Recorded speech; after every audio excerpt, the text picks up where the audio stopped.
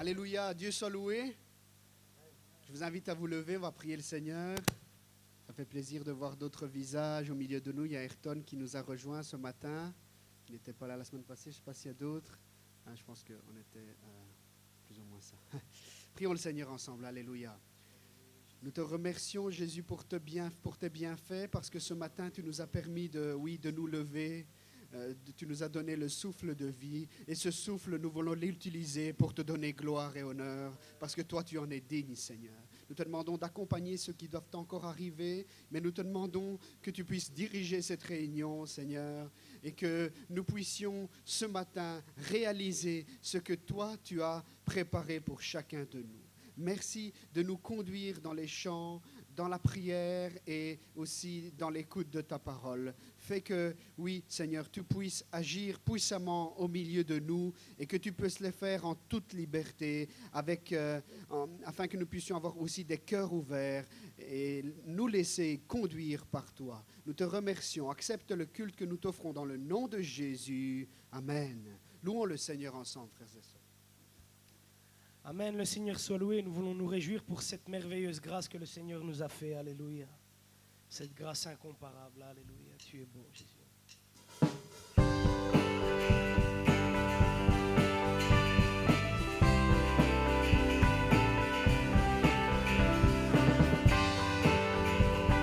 Chantons ensemble, qui brise le pouvoir.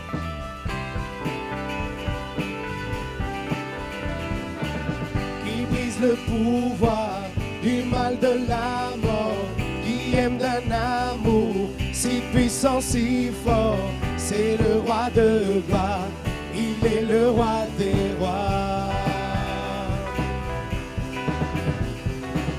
Qui secoue la terre par un saint tonnerre, qui nous émerveille par tant de mystères. C'est le roi de gloire, il est le roi des rois. Chantons ensemble, quelle grâce incomparable, quel amour infini, que tu aies pris ma place, que tu sois mort pour moi. Tu as payé le prix pour qu'enfin je sois libre. Oh, Jésus, je te chante pour ce que tu as fait.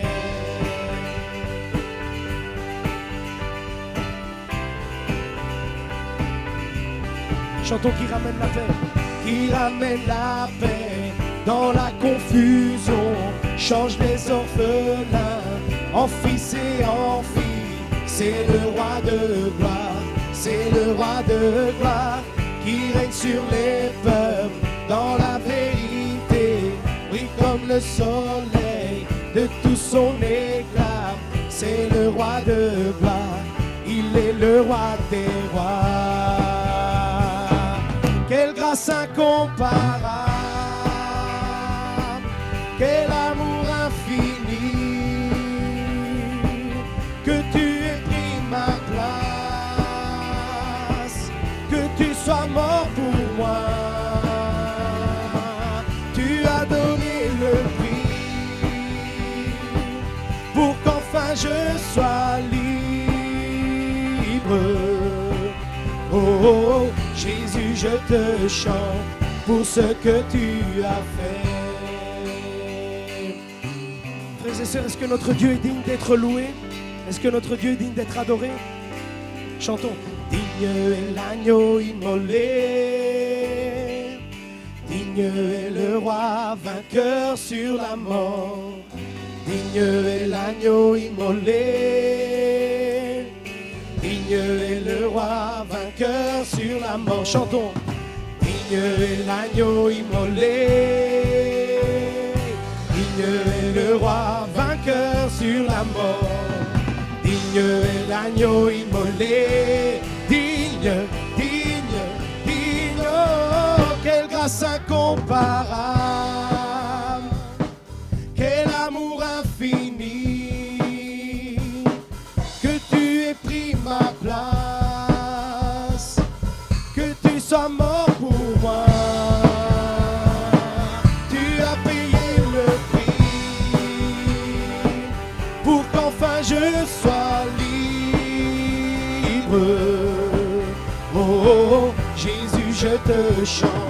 pour ce que tu as fait. Sois loué, Jésus-Christ.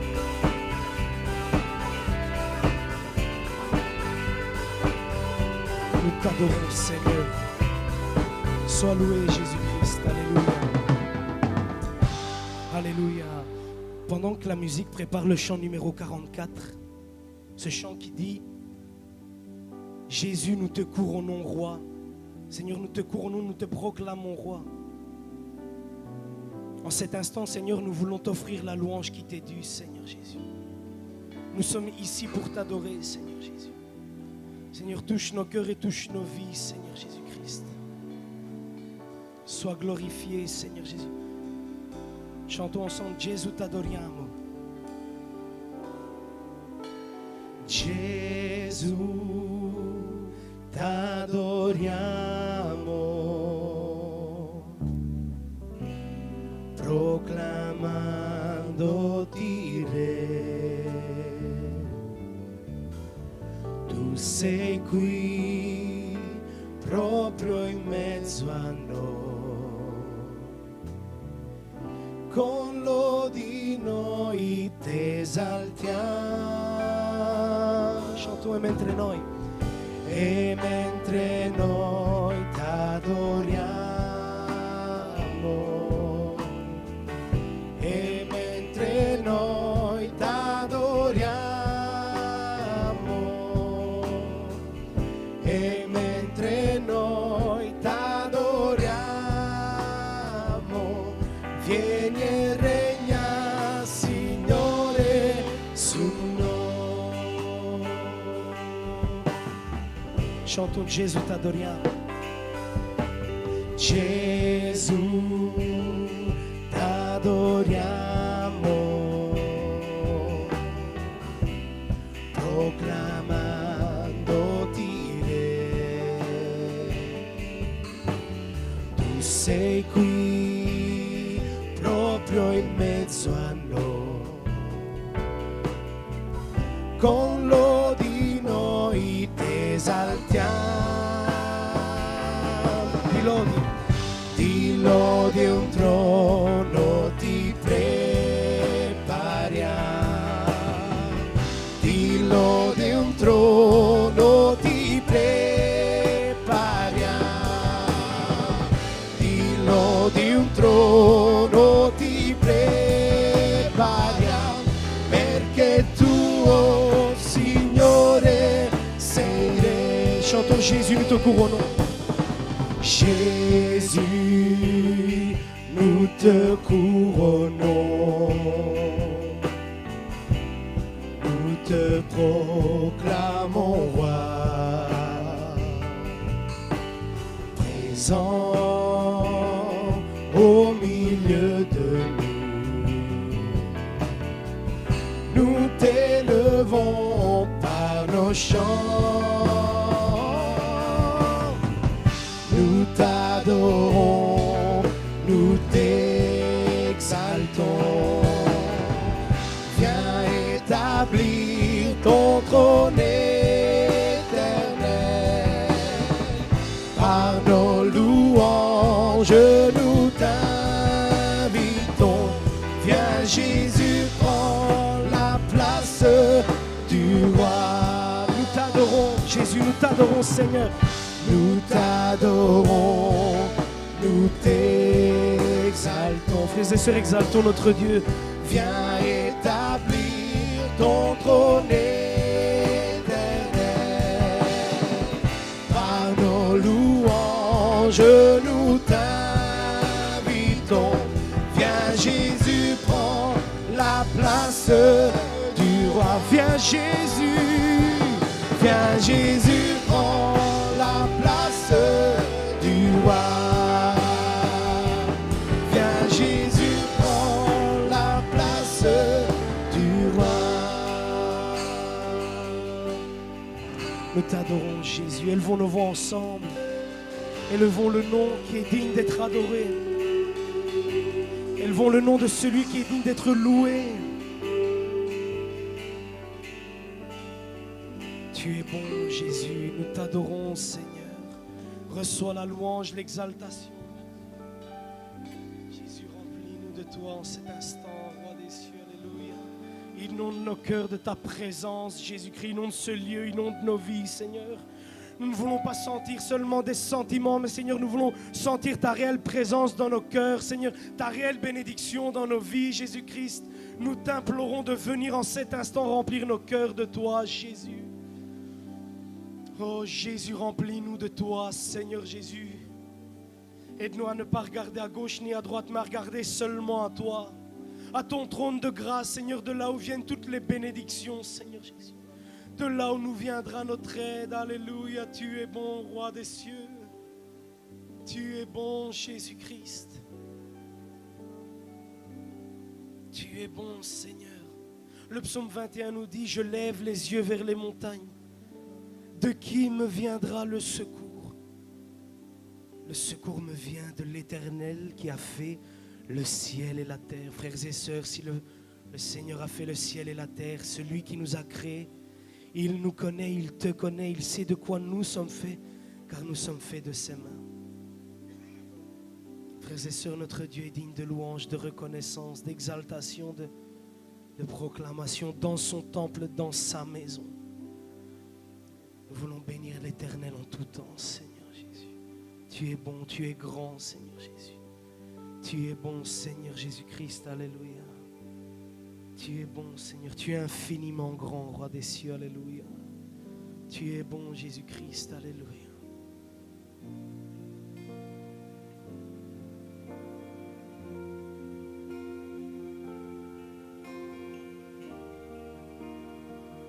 Tu es bon, Seigneur. Chantons quand je sonde. Quand je sonde l'univers, les astres que tu as créés, les océans, les mers, tout me révèle ta majesté. Alors mon âme veut s'écrier de tout mon cœur, je veux chanter. Chantons ensemble d'une seule voix. Oh Dieu, tu es infiniment grand, éternel, puissant, roi majestueux. Oh Dieu, tu es infiniment grand, éternel, puissant, roi majestueux. Rechantons, oh Dieu, tu es. Oh Dieu, tu es infiniment grand, éternel, puissant, roi majestueux. Oh Dieu, tu es infiniment grand, éternel, puissant, roi majestueux.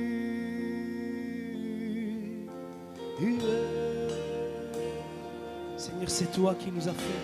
Seigneur, tu es le Dieu des miracles. Quand je songe que tu m'as fait, que tu t'es révélé à moi, que pour moi tu as tout créé, tout me révèle ta bonté. Chantons alors mon âme.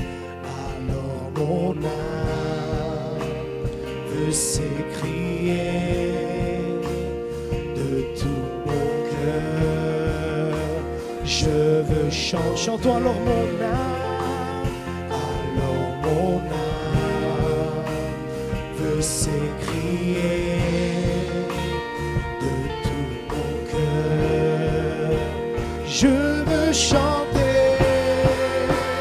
Oh Dieu, tu es infiniment grand, éternel, puissant.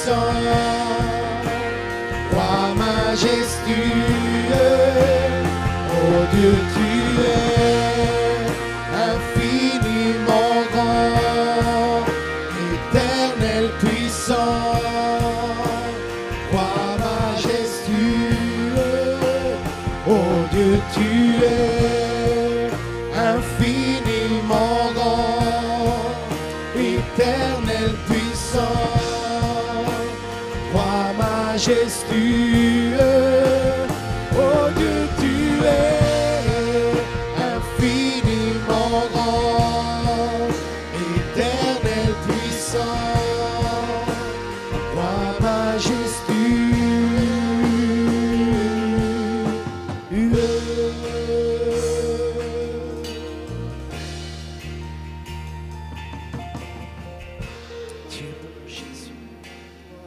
Jésus, alléluia. Glorifions le nom du Seigneur, frères et sœurs. Nous avons l'opportunité, après 3 mois, de nous réunir. Est-ce que nous réalisons cette grâce, ce privilège que nous avons de louer le Seigneur ensemble? Alléluia. Je vais inviter le frère Rocco à venir, à prier au nom de chacun de nous, à présenter les requêtes. La sœur Magrofoco qui est alitée, le frère Carmelo Faletta qui est en revalidation, en rétablissement, le Grégory Christina qui demande la prière. Nous voulons les présenter devant le Seigneur. Alléluia. Et combien d'autres cas que le Seigneur connaît. Peut-être ton cas ce matin. Alléluia. Gloire à toi, Jésus.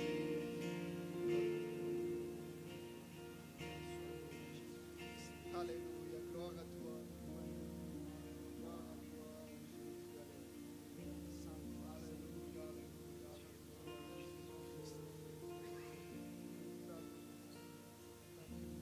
Alléluia.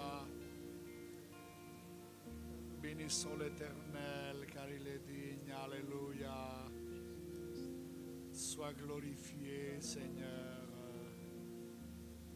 Toi, tu es Dieu d'un siècle à l'autre. Toi, tu es Dieu. Ton règne, Seigneur, durera à jamais. Tu es l'Éternel, notre Dieu. Nous te remercions car tu es notre Père, notre Rédempteur, Seigneur. Merci, car encore ce matin, nous sommes devant ta sainte et vivante présence. Seigneur, nous nous présentons au trône de ta grâce à travers, Seigneur, Jésus, par ces noms précieux, par ces noms puissants, par ces noms, Seigneur, que nous avons été pardonnés, par ces noms, Seigneur, que nous avons été rachetés, Seigneur. Merci, mon Dieu, car toi, ce matin, tu étais ici avant nous, tu nous attendais, parce que tu veux nous bénir, tu veux nous sanctifier, tu veux nous pardonner, tu veux, Seigneur, remplir notre vie, Seigneur. Bénis, Seigneur, chacun de nous. Tu connais les besoins au plus profond de nous-mêmes, Seigneur, spirituel, moral, physique, Seigneur.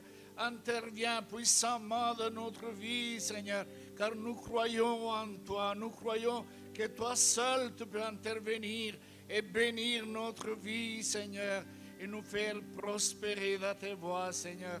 Merci de tout cœur, Seigneur.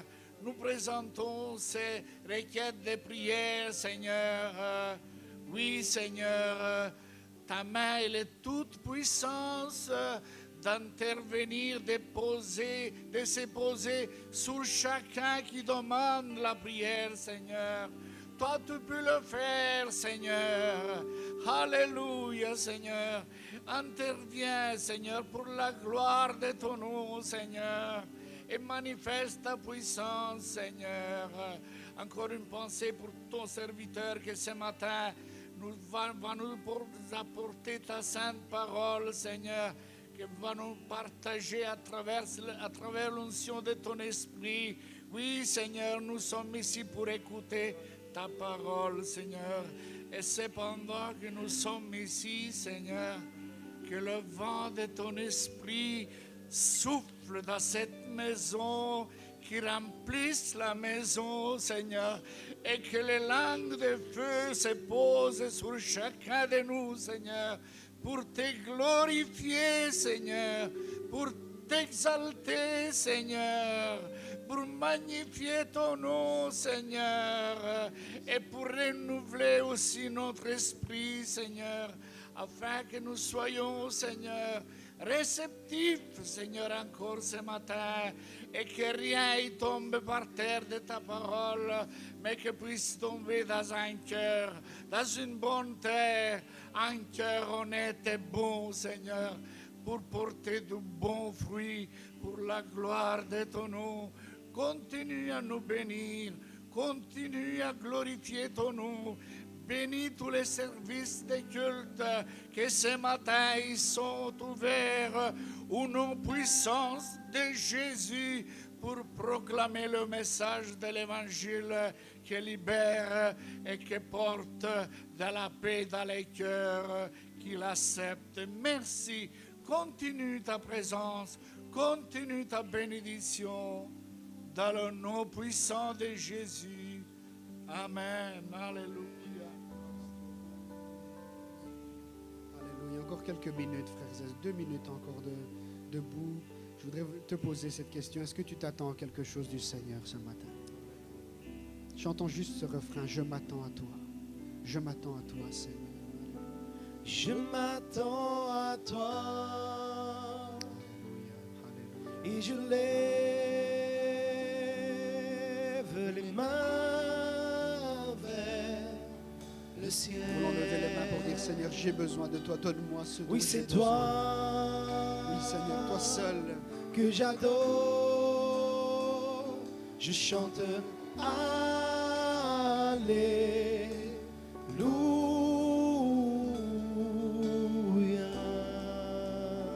Alléluia. Je m'attends à toi, Jésus. Alléluia. Je m'attends à toi. Alléluia. Viens, Seigneur. Et Jésus. je lève Prépare nos cœurs en cet instant, Seigneur. Viens mouiller la les terre. mains vers Vers le ciel. le ciel. C'est toi, Seigneur, qui est digne d'adoration ce matin. Oui, c'est toi. C'est toi qui es digne de louange, agneau de Dieu. Que Jésus-Christ j'adore. ressuscité. Alléluia. Je chante Alléluia.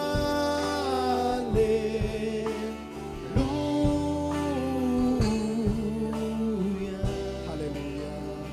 Par la foi, est-ce qu'on peut dire merci, Jésus, pour ce que tu vas me donner encore ce matin? Merci, Seigneur, parce que je vais sortir de ce lieu transformé, guéri par toi. Alléluia. Alléluia. Alléluia. Amen. Dieu soit loué, Dieu soit béni. Vous pouvez prendre place. Dieu est bon, frères et sœurs. Amen. Alléluia. Nous allons directement passer à la parole de Dieu. Je voudrais vous demander qui croit que l'évangile est une puissance. Paul va dire aux Romains, je n'ai pas honte de l'évangile parce qu'il est la puissance de Dieu pour celui qui croit.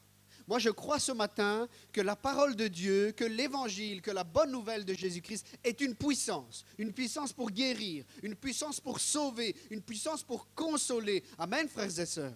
Je voudrais vous porter vers un texte ce soir très connu ce matin, 2 Rois chapitre 5. Nous sommes en 800 avant Jésus-Christ. C'est bien parfois de dire les dates, vous savez pourquoi? Parce que ce qu'on lit dans la Bible, ce sont des faits historiques, ce ne sont pas des fables inventées. Ce sont des choses qui se sont réellement passées. Alors 2 Rois chapitre 5, c'est l'histoire de Naaman. 2 Rois chapitre 5. Si on l'a tous trouvé, je vous invite à vous lever. Dieu soit loué. Naaman, le chef de l'armée du roi de Syrie, jouissait de la faveur et de l'estime de son Seigneur, car c'était par lui que l'Éternel avait donné la victoire aux Syriens. Toutefois, cet homme fort et vaillant était lépreux. Or, les Syriens avaient mené des expéditions et ils avaient ramené prisonnière une petite fille du pays d'Israël. Celle-ci était au service de la femme de Naaman, et elle dit à sa maîtresse, « Si seulement mon Seigneur pouvait voir le prophète qui se trouve à Samarie, il le guérirait de sa lèpre. » Naaman alla dire à son Seigneur, « La jeune fille du pays d'Israël a parlé de telle et telle manière. » Le roi de Syrie dit, « Vas-y, rends-toi à Samarie. Je vais envoyer une lettre au roi d'Israël. » Naaman partit, prenant avec lui 300 kilos d'argent, 70 d'or et 10 habits de rechange. Et il apporta la lettre au roi d'Israël.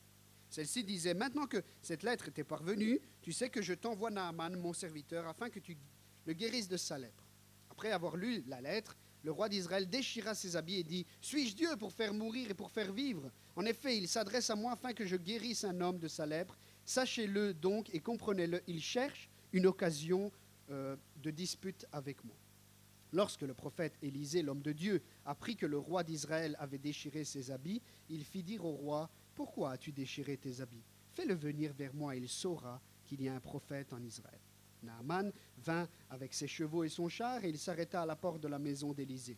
Élisée lui fit dire par un messager « Va te laver 7 fois dans le Jourdain. Ta chair deviendra saine et tu seras pur. » Naaman fut indigné et s'en alla en disant « Je me disais, il sortira en personne vers moi. Il fera appel au nom de l'Éternel son Dieu. Il fera un mouvement de la main sur l'endroit malade et guérira ma lèpre. Les fleuves de Damas, l'Abana et le Parpar, ne valent-ils pas mieux que tous les cours d'eau d'Israël? Ne pourrais-je pas m'y laver pour devenir pur ?» Il tourna le dos et il partait plein de colère. Lorsque ses serviteurs s'approchèrent de lui pour lui parler, ils dirent « Mon père, si le prophète t'avait demandé quelque chose de difficile, ne l'aurais-tu pas fait? Tu dois d'autant plus volontiers faire ce qu'il t'a dit. Lave-toi et tu seras pur. » Alors il descendit, se plongeait 7 fois dans le Jourdain, conformément à la parole de l'homme de Dieu. Sa chair redevint comme celle d'un jeune enfant et il fut pur. Naaman retourna vers l'homme de Dieu avec toute sa suite. Dès son arrivée, il se présenta devant lui et dit « Je reconnais qu'il n'y a aucun Dieu sur toute la terre, sauf en Israël. Maintenant, accepte, je t'en prie, un cadeau de la part de ton serviteur. » Élisée répondit « L'Éternel dont je suis le serviteur est vivant. Je n'accepterai rien. » Naaman insista pour qu'il accepte, mais il refusa. Jusqu'ici, la lecture de la parole de Dieu. Que Dieu bénisse sa parole à nos cœurs. Amen. Vous pouvez prendre place. Élisée est le successeur du prophète Élie. Il exerce son ministère dans le nord de la Palestine, dans le nord d'Israël, dont la capitale est Samarie. Et il vit dans les alentours de 800 avant Jésus-Christ. Israël est en guerre continuelle avec plusieurs pays.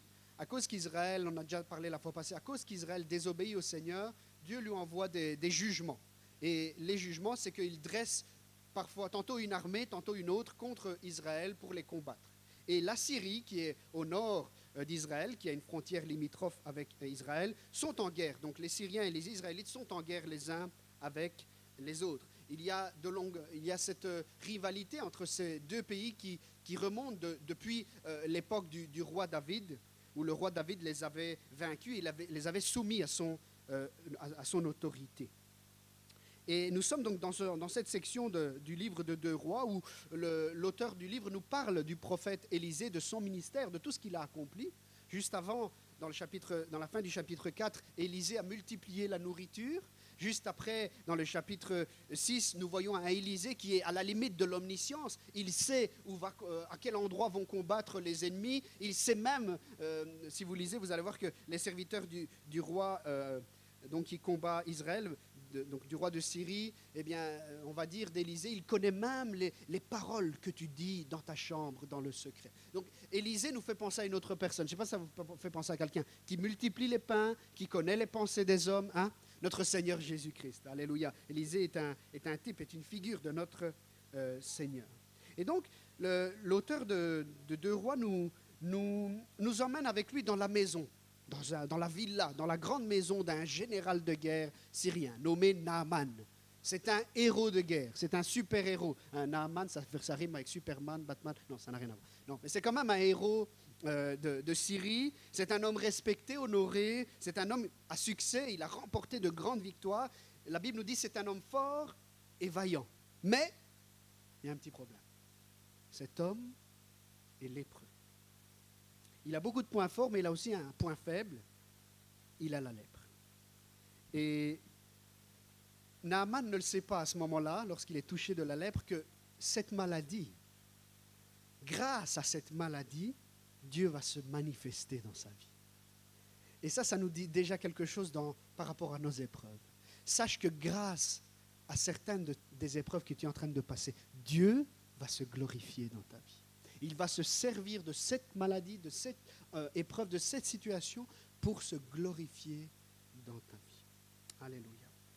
C'est intéressant de voir que cet homme fort et vaillant, fier de lui pour ses conquêtes, pour ses victoires, devra prendre conseil écoutez bien, pas d'un autre général, pas du roi, pas d'un autre homme, pas d'un autre soldat, même pas de sa femme, mais d'une petite fille.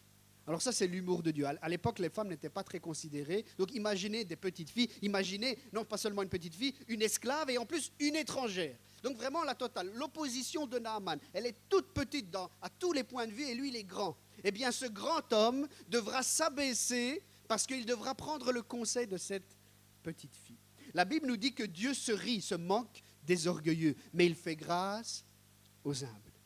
Et Naaman va être testé dans son orgueil. C'est d'orgueil qu'on va parler ce matin. Il va être testé. Dieu va le mettre à l'épreuve. Est-ce que tu vas t'abaisser à écouter le conseil de cette petite? Il est désespéré. Il va s'abaisser. Et il va, on l'a lu, faire en sorte d'aller vers son roi. Il va dire, est-ce que tu peux me préparer une lettre de recommandation? Comme ça, je vais aller en Palestine, en Israël, et je vais demander à être guéri, parce que cette petite fille dit qu'il y a un prophète qui peut me guérir. Alors, je vous passe les détails du fait que le roi d'Israël n'a pas compris, il pensait que c'était une manœuvre militaire pour faire la guerre. Non, Élisée avait bien compris que cet homme avait vraiment un problème et qu'il désirait vraiment être guéri de sa lèpre. Mais on va voir qu'il y a des obstacles à la guérison pour Naaman. Comme je disais, cet homme fier va être mis à l'épreuve. Il va être touché dans son ego, dans son orgueil. Et non seulement il a dû accepter le conseil de cette petite, mais quand il arrive avec sa limousine devant la maison du prophète Élisée, qu'est-ce qui se passe? Alors lui, il pense qu'il va avoir un tapis rouge qui va être déroulé pour lui. Il va penser qu'un petit comité du village où habite Élisée va venir pour l'accueillir avec des drapeaux. Rien de tout ça. Alors il va dire, au moins il y aura peut-être le prophète devant la maison qui fièrement va m'accueillir. Rien de tout ça. Il y a un serviteur qui sort de la maison d'Élisée et qui va vers lui. On ne dit pas qu'il se prosterne, on ne dit pas qu'il lui fait des salutations officielles, rien de tout ça. Il lui dit juste, écoute, tu veux la guérison? Tu dois aller te plonger 7 fois dans le fleuve, dans la rivière du Jourdain. Alors là, Naaman est complètement indigné. Il n'en croit pas ses yeux. Lui qui est habitué à être accueilli comme un héros, ici, il est accueilli comme permettez-moi l'expression, un moins que rien. Le prophète ne sort même pas pour l'accueillir. Alors, c'est vrai qu'aujourd'hui, en lisant, on connaît l'histoire, donc c'est différent. Mais imaginez un petit peu si aujourd'hui, j'invente, le Premier ministre de France viendrait à la maison du pasteur, et chez moi, et donc vous avez appris qu'il est venu chez moi. Moi, je ne suis même pas sorti. J'ai envoyé Manuela pour aller lui porter le Nouveau Testament. Qu'est-ce que vous penserez? C'est juste d'accueillir un premier ministre comme ça? En plus, un petit pasteur qui accueille un grand ministre, il ne devrait pas au minimum, je ne sais pas, être heureux, avoir le privilège de le recevoir chez lui. Est-ce que c'est comme ça qu'Élisée va recevoir Naaman? Non, pas du tout. Dieu est en train de former Naaman. Dieu est en train de le mettre à l'épreuve. Parfois, Dieu nous met à l'épreuve, même par rapport à notre orgueil. Qu'est-ce qui met Naaman dans cet état? Il va repartir furieux, en colère, indigné, énervé. Qu'est-ce qui le met dans cet état? Moi, je trouve qu'une raison, son orgueil, son ego, sa fierté a été touchée. Ce n'est pas évident pour un homme comme lui être traité de cette manière. C'est l'orgueil et la fierté qui vont pousser Naaman à se mettre en colère. Alors parfois on se met en colère et ce n'est pas toujours péché de se mettre en colère. La Bible dit, mettez-vous en colère, mais ne péchez pas. Donc ce n'est pas une mauvaise colère parfois, mais dans ce cas c'est une mauvaise colère parce qu'elle provient d'un orgueil. Il a été touché, alors que c'est lui qui a besoin. Pour vous convaincre de ce que je suis en train de dire, c'est qu'il y a un centurion, il y a un homme, officier romain, qui avait un serviteur malade au temps de Jésus. Et la Bible nous dit qu'il ne se sentait pas digne.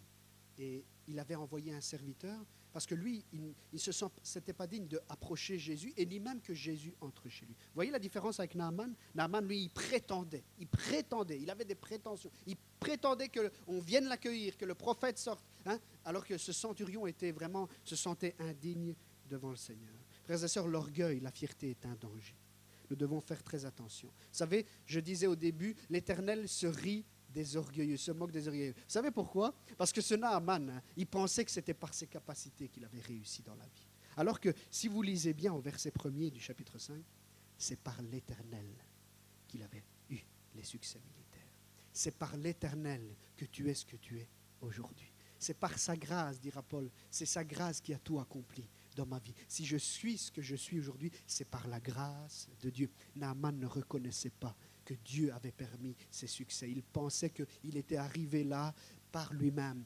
Peut-être parfois on pense qu'on est arrivé où on est arrivé dans nos succès par nous-mêmes. Mais Dieu désire te rappeler ce matin que si chaque matin il ne t'avait pas donné ce souffle de vie, tu n'avais pu rien accomplir dans ta vie. Que le Seigneur nous fasse grâce. Gardons-nous, frères et sœurs, de la fierté, de l'orgueil. L'histoire nous raconte d'Alexandre le Grand qui donc allait devenir ce grand conquérant. Et son père lui avait mis sous l'éducation d'un professeur, Aristote, un grand philosophe grec. Et Aristote avait enseigné à Alexandre le Grand, lui disant, quand tu auras du succès, fais attention à ta nature, parce que ta nature va te faire prendre des mauvais choix. Va te faire prendre des mauvais choix, oui. Ne te laisse pas vaincre par ta nature, parce que si tu te laisses vaincre par ton orgueil, tu vas faire des bêtises. Et en effet, après plusieurs conquêtes, Alexandre le Grand a commencé à croire qu'il avait le sang des dieux dans ses veines. Et il a exigé de ses généraux l'adoration. Certains d'entre eux ont refusé, ils ont été décapités, alors que c'était par eux qu'il avait pu avoir les victoires. Frères et sœurs, attention, parce que l'orgueil peut nous aveugler. Elle peut faire des dégâts dans notre vie. Il y a une autre chose qui va ressortir chez Naaman. Non seulement il va se mettre en colère à cause de son orgueil, mais vous savez, la nature humaine, elle est comme ça. Quand on nous met en colère, après on ne comprend plus rien. Il y a toutes les mauvaises choses qui sont là parfois, qui ressortent. Et Naaman va prononcer cette phrase. Mais les fleuves de mon pays ne sont-ils pas meilleurs que les fleuves d'Israël, que ce Jourdain, pour que j'aille m'y baigner, m'y laver et être pur? Alors il y a quelque chose qui ressort ici. Ce qu'on peut appeler de la xénophobie, du racisme. Lui, il pense que son pays est meilleur que le pays d'Israël. Lui, il pense que sa nation est supérieure à la nation d'Israël. Il y a un peu de racisme. Dans l'actualité, je pense que ces derniers temps, on a entendu parler beaucoup de racisme avec cet homme en Amérique qui a été, on peut dire, assassiné par le policier. Mais je ne veux pas rentrer dans la discussion, peu importe. Moi, ce que je voudrais vous demander ce matin, devant la parole de Dieu, est-ce qu'un chrétien il peut être raciste? Je pense que vous connaissez la réponse. Est-ce qu'un chrétien peut croire que sa nation, son peuple, est supérieur à un autre peuple? Dans sa colère, Naaman va démontrer à quel degré il estime Israël et le peuple d'Israël et même le pays d'Israël. C'est un peu comme si aujourd'hui, on disait, avec les fleuves qu'il y a en Italie, je ne vais pas aller me baigner dans la Sambre et la Meuse.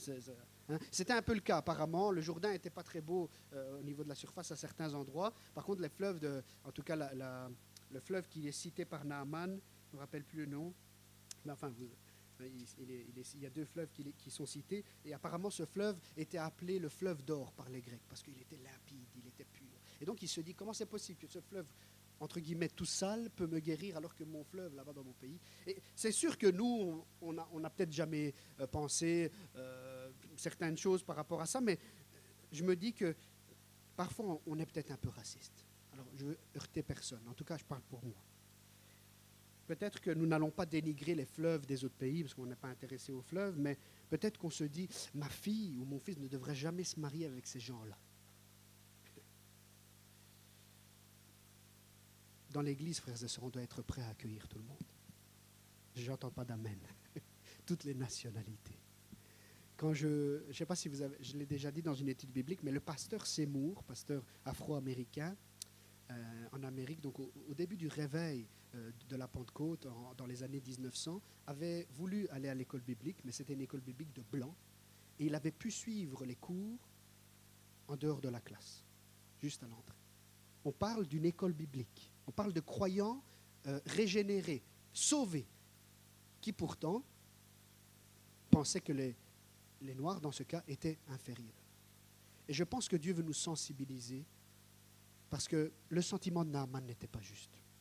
Les Syriens n'étaient pas meilleurs que les Israélites. Et on pourrait dire que les Israélites n'étaient pas meilleurs que les Syriens.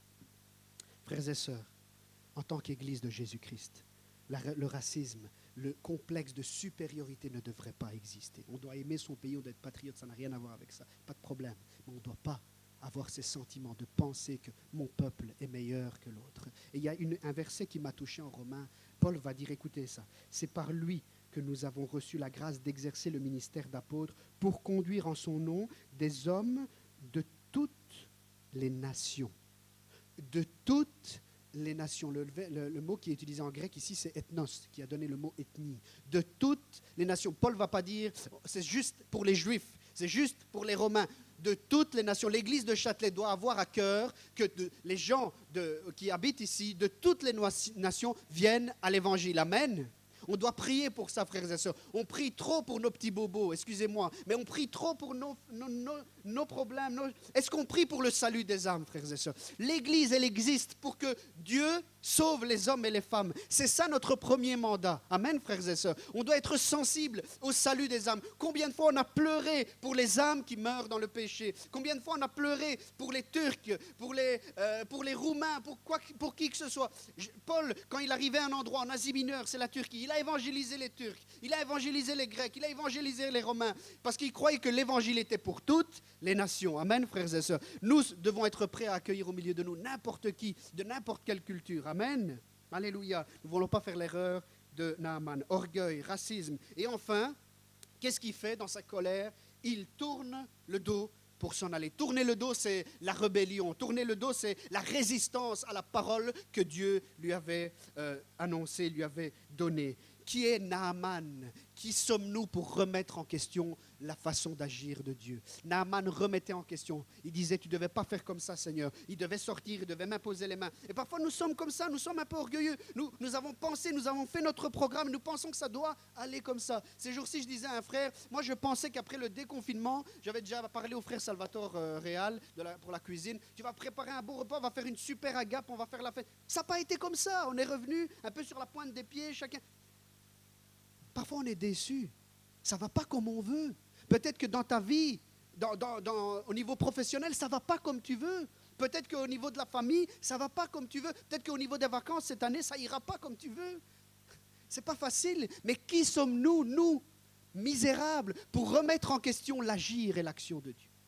Le Seigneur veut nous sensibiliser ce matin et remettre les pendules à l'heure. Il est Dieu, nous sommes ses créatures. Amen, frères et sœurs. Nous devons nous soumettre à sa parfaite volonté. Et si les choses, elles arrivent, on va dire, on ne doit pas être des fatalistes, c'est pas ça. On doit se battre dans la vie, c'est pas ça que je veux dire. Mais on doit accepter la volonté de Dieu. Naaman, c'est la parole qu'il avait reçue, c'était pas viens, on va manger ensemble et puis tu vas être guéri. C'était va te jeter 7 fois dans le fleuve Jourdain. C'était pas autre chose, il devait se soumettre. Mais l'orgueil était là. C'était dur d'accepter que ça n'allait pas aller comme moi, j'avais décidé. Peut-être que quelqu'un pense la même chose au niveau du fiançailles ou dans n'importe quel domaine de nos vies et on va pas comme ça, ça va pas comme on voudrait. Mais le Seigneur est en train de te former. Le Seigneur est en train de nous former. Le Seigneur est en train de me former à travers les épreuves de la vie. Que le Seigneur nous aide. Au temps d'Ézéchiel, le peuple dénonçait Dieu. Et il disait, Ézéchiel 18, 25, la manière d'agir du Seigneur n'est pas correcte. Vous imaginez? Naaman, c'est ce qu'il est en train de dire. Comment Dieu est en train d'agir, ce n'est pas juste. Ce virus, Dieu ne devait pas le permettre. Cette épidémie, fermer l'église, Dieu n'aurait jamais dû le permettre. Hein? On pense ça, on peut penser ça parfois. Et Dieu va répondre. Est-ce que c'est ma manière d'agir qui n'est pas correcte? Ne serait-ce pas plutôt votre façon d'agir qui ne sont pas correctes? Ah oui, parce que Dieu il répond, et quand il répond, ça fait mal parfois. Nous ne remettons pas en question l'agir de Dieu. Faisons-lui confiance, frères et sœurs. Fais-lui confiance, même quand ça ne va pas comme tu veux. Naaman est à un carrefour dans sa vie. Soit il reste avec le dos tourné, il résiste à la volonté de Dieu, à la parole de Dieu, et il s'en va chez lui, il va repartir chez lui comme il est venu. Soit il s'humilie devant Dieu, devant ses serviteurs, devant Élisée. C'est un choix que toi et moi nous devons faire chaque jour aussi. Soit on accepte la volonté de Dieu, soit on résiste à la parole et à la volonté de Dieu. Mais il y a une belle invitation. Il y a une belle invitation de la part des serviteurs de Naaman. Lave-toi, verset 13, et tu seras pur. Et moi, je voudrais renouveler cette invitation ce matin. Viens au fleuve de l'eau de vie. Viens, plonge-toi dans ce fleuve d'amour. Là où Jésus va t'immerger de sa présence. Là où il y a la guérison pour ton corps, mais surtout pour ton cœur. Il y a une belle allusion au baptême et à la régénération ici. Il devait se plonger dans le fleuve. Plonger, baptême, ça veut dire immersion. Il devait se plonger dans le fleuve plusieurs fois. Ça nous parle du baptême, du baptême d'eau. Et c'est intéressant de voir verset 14, quand il est sorti du fleuve, comment sa peau était. Comme celle d'un petit enfant. Qu'est-ce que ça nous dit? Lorsque nous acceptons Jésus dans notre vie, nous sommes nés de nouveau. Nous devenons une nouvelle créature. Naaman, en se plongeant dans ce fleuve, physiquement parlant, il est devenu une nouvelle créature. Sa peau était sa peau était pure comme celle d'un petit bébé. C'était la conversation de Jésus et Nicodème. Il faut que tu naisses de nouveau. Mais comment, Seigneur, Maître? Comment c'est possible que je rentre à nouveau dans le ventre de ma mère et que je... Non, tu n'as pas compris. Spirituellement, tu dois naître de nouveau. C'est ton cœur qui doit être renouvelé. C'est ton cœur qui doit être rendu comme celui d'un petit bébé. La Bible nous dit en Tite, dans l'épître que Paul a écrit à Tite, il est écrit ainsi: il nous a sauvés, et il ne l'a pas fait à cause des actes de justice que nous aurions pu accomplir, mais conformément à sa compassion, à travers le bain de la nouvelle naissance et le renouvellement du Saint-Esprit qu'il a déversé avec abondance sur nous. À travers le bain de la nouvelle naissance. Ce matin, le fleuve de Dieu, il coule et le Seigneur désire t'inviter ce matin. Lave-toi dans ce fleuve et tu seras pur. Réponds à l'appel de Jésus-Christ et tu seras pur. Je voudrais répondre à une autre question. Mérite ou grâce? On en a parlé la semaine passée. Est-ce que Joachim avait fait quelque chose pour mériter la grâce d'être libéré de prison? Non, il n'avait rien fait. Est-ce que Naaman a fait quelque chose pour mériter le pardon et la purification? Rien, au contraire, il avait battu Israël. Il méritait d'être jugé, à peine il rentrait dans les frontières. Et pourtant, Dieu lui a fait grâce, il l'a purifié. L'apôtre Paul aussi avait persécuté l'Église, il avait fait du mal au peuple de Dieu. Mais un jour, Dieu l'a rencontré, Jésus l'a rencontré sur le chemin de Damas. Il lui a changé la vie, il l'a transformé et il est devenu un serviteur fervent, zélé de l'Évangile de Jésus-Christ. Il y a une autre leçon qu'on peut retenir, dans ce texte, c'est que Naaman était venu, verset 5, avec beaucoup de cadeaux. J'ai compté aujourd'hui avec la valeur de l'or et de l'argent aujourd'hui, si c'était aujourd'hui avec autant de kilos d'or et d'argent, il était venu avec un cadeau de plus de 3 millions d'euros. 300 kilos d'argent et 70 kilos d'or. Plus de 3 millions d'euros devant Élisée. Accepte un cadeau de ma part parce que j'ai été guéri. Qu'est-ce que Élisée va répondre? Non. Je crois qu'Élisée, il a un message pour nous aussi ce matin. Et il voulait dire à Naaman, la grâce, elle ne s'achète pas, elle se reçoit. La guérison, elle ne s'achète pas, elle se reçoit. Le pardon des péchés, il ne s'achète pas, il se reçoit. Aucun argent, ni or, rien de tous les trésors du monde ne peuvent acheter le salut. Il y en a un qui l'a fait pour toi et pour moi. C'est le Seigneur Jésus. Lorsqu'il a été crucifié à la croix, il a dit, tout est accompli. Télétestai. Cette expression est une expression qu'on retrouvait sur les factures de l'époque pour dire, pour acquis, payé. Jésus est en train de dire à la croix, j'ai payé pour toi. J'ai payé le prix fort. Tu n'as plus rien à payer. Juste viens t'immerger dans ce fleuve d'amour. Je désire te remplir de ma présence. Je désire venir guérir ton cœur comme j'ai guéri la peau de Naaman. Et en conclusion, deux choses importantes par rapport à l'Église. Naaman ne va pas repartir, j'espère qu'il va être guéri aussi de son racisme, mais il ne va pas partir en disant, en tout cas, j'ai changé d'avis. Les Israélites sont meilleurs que les Syriens. Non, il n'a pas dit ça. Qu'est-ce qu'il a dit? En tout cas, je peux dire que le Dieu des Israélites est le vrai Dieu. L'objectif de l'Église, c'est que quand les gens viennent parmi nous, ils ne puissent pas dire l'Église, en tout cas, parfaite. Vous êtes super, vous n'êtes pas de défaut, merveilleux. Ce n'est pas ça notre but.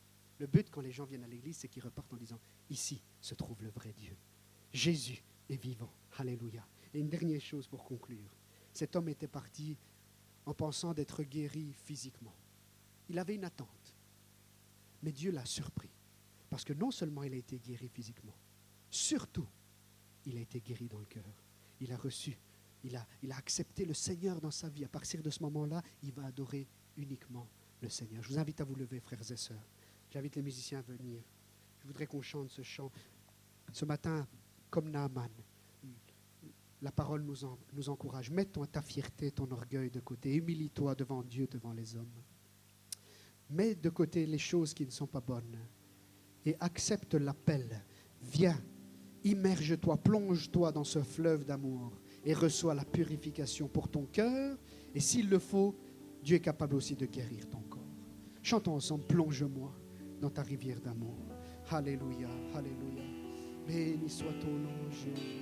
Béni soit ton nom, Seigneur. Béni soit ton nom. Peut-être que ce matin, tu es venu avec un désir avec un besoin. Mais ce matin, le Seigneur désire te surprendre et te faire repartir non seulement avec ce besoin comblé, mais avec quelque chose de plus, avec la guérison de ton cœur, avec une autre bénédiction dont tu as besoin. Chantons ensemble, plonge-moi. Plonge-moi dans ta rivière d'amour. Plonge mon esprit dans les profondeurs de ta joie. Inonde le désert de mon âme par la douce pluie du ciel. Mon âme est rafraîchie quand ton onction m'envahit. Réclame l'onction du Saint-Esprit sur ta vie ce matin. Je suis restauré, guéri quand ton onction m'envahit. Encore une fois, plonge-moi. Plonge-moi dans ta rivière d'amour. Plonge mon esprit dans les profondeurs de ta joie. Inonde le désert de mon âme par la douce pluie du ciel. Mon âme est rafraîchie quand ton onction m'envahit. Je suis restauré, guéri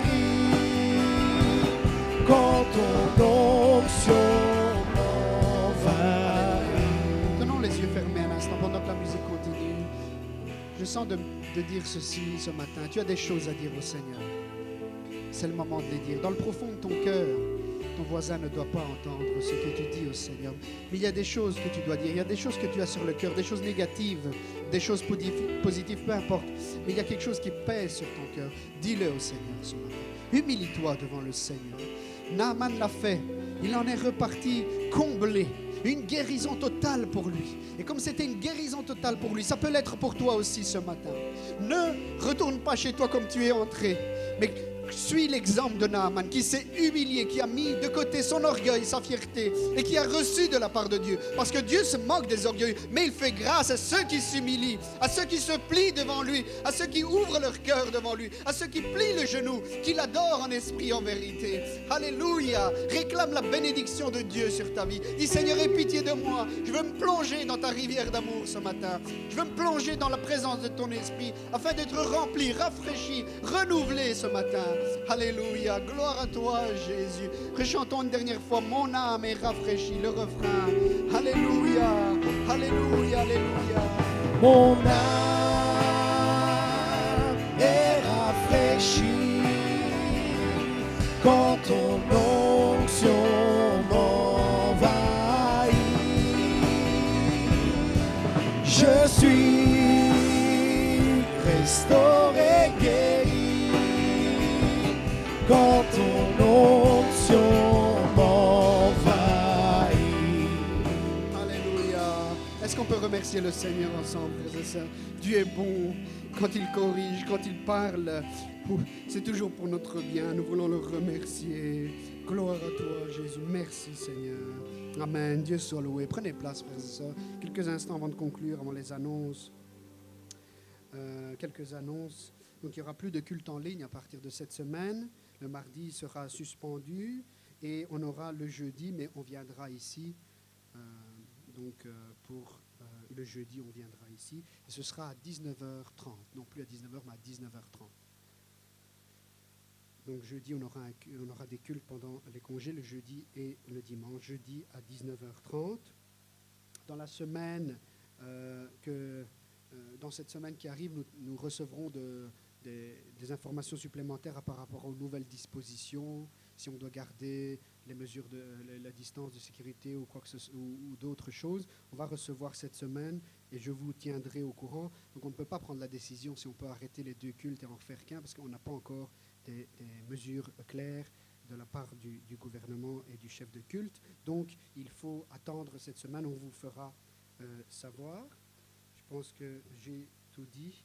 Oui, je rappelle aussi qu'aujourd'hui à 18h, il y aura donc la réunion Zoom pour la clôture de l'école du dimanche. On va vous envoyer cet après-midi le lien. Il y aura pour ceux qui ont l'application Zoom, il n'y aura qu'à cliquer sur le lien et vous arriverez directement sur la plateforme de la réunion. Donc cet après-midi, ce soir à 18h, pour ceux qui peuvent se connecter, bien sûr. Je pense que j'ai tout dit.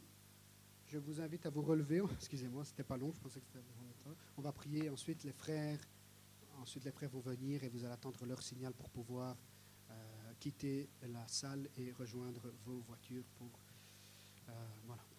le prochain culte.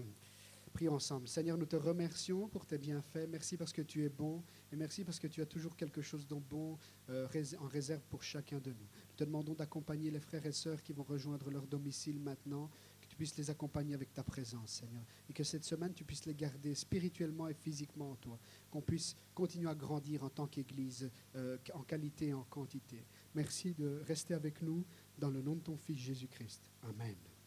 Que Dieu nous bénisse. J'invite les frères à venir.